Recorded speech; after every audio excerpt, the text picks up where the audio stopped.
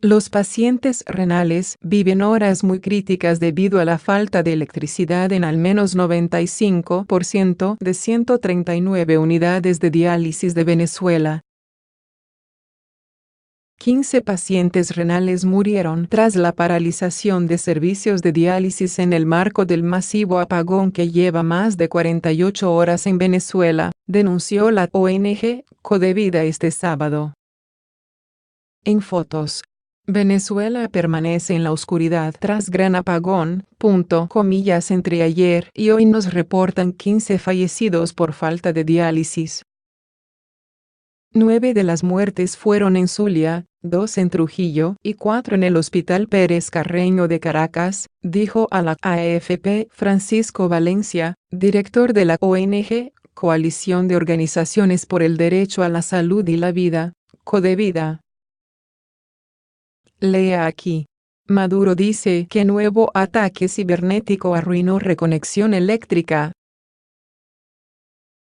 Los pacientes renales viven horas muy críticas debido a la falta de electricidad en al menos 95% de 139 unidades de diálisis de Venezuela. Lea aquí. El día que Venezuela se apagó, la situación de las personas con insuficiencia renal es muy difícil, crítica. Estamos hablando que el 95% de las unidades de diálisis, y que hoy llegaría al 100%, están paralizadas, debido a la interrupción de la electricidad, añadió Valencia. Los venezolanos se enfrentan desde la tarde del jueves el peor apagón en la historia del país petrolero, que el gobierno atribuye a una supuesta guerra eléctrica liderada por el gobierno de Estados Unidos y el opositor Juan Guaidó, reconocido como presidente interino por más de 50 países. En las pocas unidades de diálisis donde existían plantas eléctricas, para el día de hoy se ha hecho difícil reconectarlas debido a la falta de combustible, advirtió Valencia, también trasplantado renal. El gigantesco corte de luz, que Maduro consideró el peor ataque eléctrico en la historia de América Latina y atribuyó a Estados Unidos y a Guaidó, afecta a Caracas y 22 de los 23 estados del país, por lo que pidió comprensión. Habíamos avanzado casi un 70% de reconexión, cuando recibimos al mediodía otro ataque cibernético.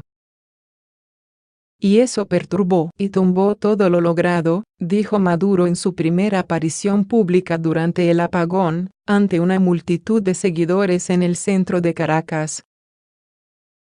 Reforzando su ofensiva, Guaidó, reconocido por más de 50 países como presidente interino de Venezuela, anunció más temprano, ante miles de seguidores, una gira nacional con diputados para definir la fecha de una movilización hacia Caracas.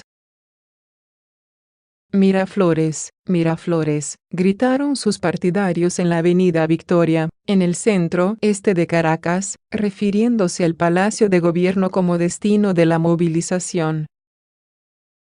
Con un megáfono, desde el capó de una camioneta, Guaidó reiteró estar dispuesto a autorizar la acción de una fuerza extranjera. Intervención, vociferó la muchedumbre, a lo que el opositor respondió, parafraseando al presidente Donald Trump: todas las opciones están sobre la mesa. La crisis eléctrica en el país petrolero, de 30 millones de habitantes, comenzó el jueves y el servicio ha sido restablecido durante apenas algunas horas. La masiva falla eléctrica se produce en medio del hartazgo por una fuerte crisis económica, con escasez de medicinas y alimentos y una hiperinflación que ha provocado el éxodo de 2,7 millones de venezolanos desde 2015 según la ONU, y que la OEA proyecta llegará a 5 millones este año.